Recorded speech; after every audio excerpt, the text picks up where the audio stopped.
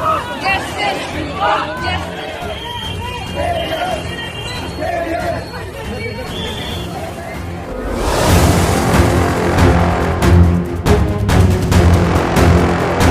के trainee doctor का rape करने के बाद मर्डर कर दिया गया। गर्दन की हड्डी टूटी मिली, प्राइवेट पार्ट से खून बह रहा था, आंख मुंह से खून निकल रहा था। शुक्रवार यानी कि 9 अगस्त को कोलकाता के लिए एक तरह से काला दिन कहा जा सकता है, क्योंकि 9 अगस्त की सुबह को कोलकाता के आरजीकर अस्पताल के सेमिनार हॉल में 31 साल के ट्रेनी डॉक्टर की लाश मिली थी, जिसके प्राइवेट पार्ट से, आंखों से, मुंह से खून बह रहा था, गर्दन की हड्डी टूटी हुई थी।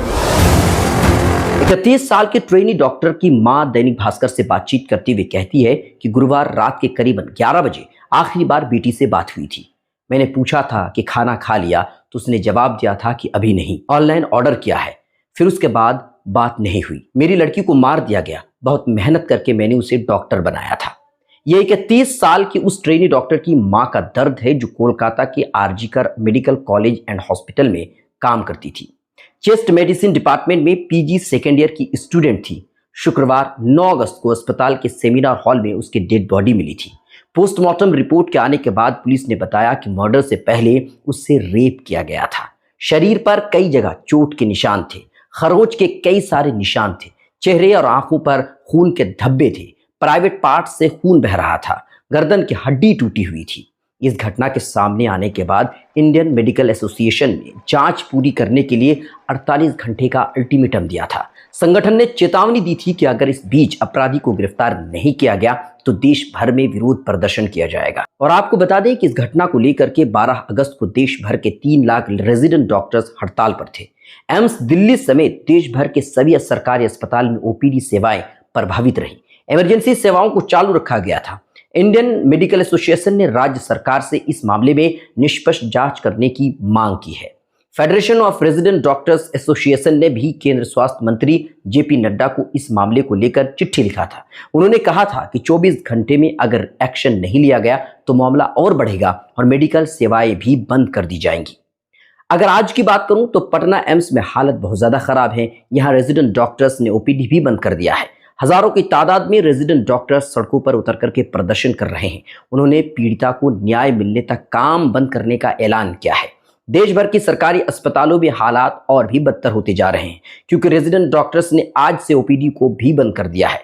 आपको बता दें कि federation of all India medical association ने पहले ही 13 अगस्त से देशव्यापी विरोध प्रदर्शन के साथ ओपीडी और वैकल्पिक सेवाओं को बंद करने का ऐलान किया था। कोलकाता के सरकारी अस्पताल में क्या कुछ हुआ था, आइए इसको थोड़ा डिटेल्स के साथ समझते हैं।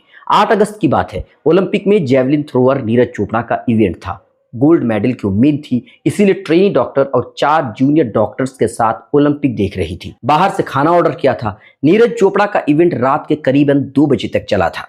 नीरज को सिल्वर मेडल मिला। सिल्वर मेडल जीतने के बाद 5 डॉक्टर्स ने इमरजेंसी बिल्डिंग की 3री मंजिल पर बने सेमिनार हॉल में साथ में खाना भी खाया था। इसके बाद बाकी लोग चले गए।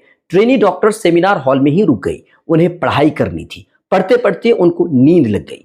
रात के 3 बजे कुछ डॉक्टर्स ने उन्हें सेमिनार हॉल में सोते हुए भी देखा था, लेकिन अगली सुबह करीबन 9 बजे वहीं उनकी डेड बॉडी मिली। पुलिस और जुडिशियल मजिस्ट्रेट मौके पर पहुंची। जांच के लिए 7 सदस्यों वाली एसआई की टीम बनाई गई। पुलिस ने 6 घंटे के अंदर शुक्रवार देर रात संजय रॉय नाम के एक शख्स को गिरफ्तार भी कर लिया।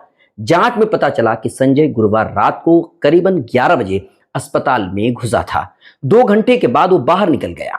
उस वक्त वो नशे में था। संजय सुबह के 4 बजे फिर हॉस्पिटल पहुंचा। वो सीधे इमरजेंसी बिल्डिंग में घुसा और करीबन 40 मिनट के बाद वो फिर बाहर निकला। पुलिस को मर्डर वाली जगह से एक ब्लूटूथ ईयरफोन मिला था। पुलिस ने सभी संदिग्धों के मोबाइल फोन से ईयरफोन को कनेक्ट करके देखा। ये संजय के मोबाइल से कनेक्ट हो गया। सीसीटीवी फुटेज में भी दिख रहा है कि संजय सुबह के 4 बजे ब्लूटूथ डिवाइस लगा करके इमरजेंसी बिल्डिंग में जा रहा है। वो बिल्डिंग से जब बाहर निकला तब उसका ईयरफोन नहीं था। पकड़े जाने के बाद संजय ने गुनाह को कबूल कर लिया है। पूछताछ के दौरान उसने कहा कि मैंने अपराध किया है, मुझे फांसी दे दो। पूछताछ पर पता चला कि संजय हिंसक प्रवृत्ति का है। वो अपनी मां, बहन और पत्नी पर इससे पहले भी हमला कर चुका है। शुक्रवार को सियालदह कोर्ट में जब उसे पेश किया गया तो कोई भी वकील उसका केस लड़ने के लिए तैयार नहीं हुआ। कोर्ट ने इस घटना की तुलना दिल्ली में 2012 में हुए निर्भया कांड से की है। संजय 2019 में सिविल वॉलंटियर के तौर पर कोलकाता पुलिस से जुड़ गया था और इसीलिए वो अपने आप को बड़ा पुलिस ऑफिसर मानता था। संजय का बैकग्राउंड जानने के लिए जब मीडिया वाले उसके गांव पहुंचे तो पता चला कि संजय गांव में बदनाम है।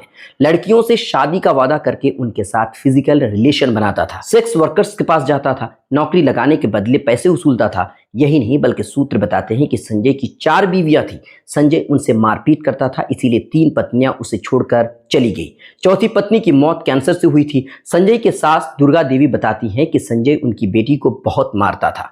वो 3 महीने की प्रेग्नेंट थी, तब भी वो उसे रोज मारता था। वो पुलिस के पास भी गई थी लेकिन कुछ हुआ नहीं।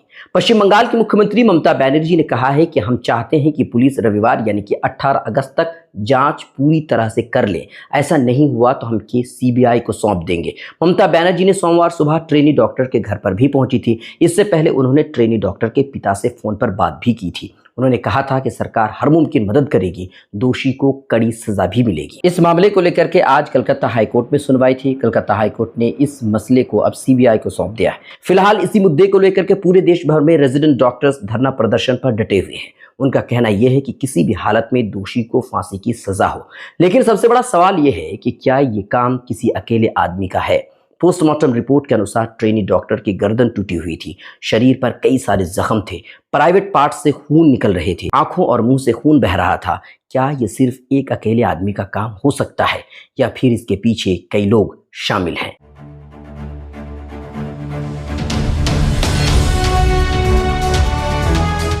ट्रू रिपोर्ट्स, सच आप तक।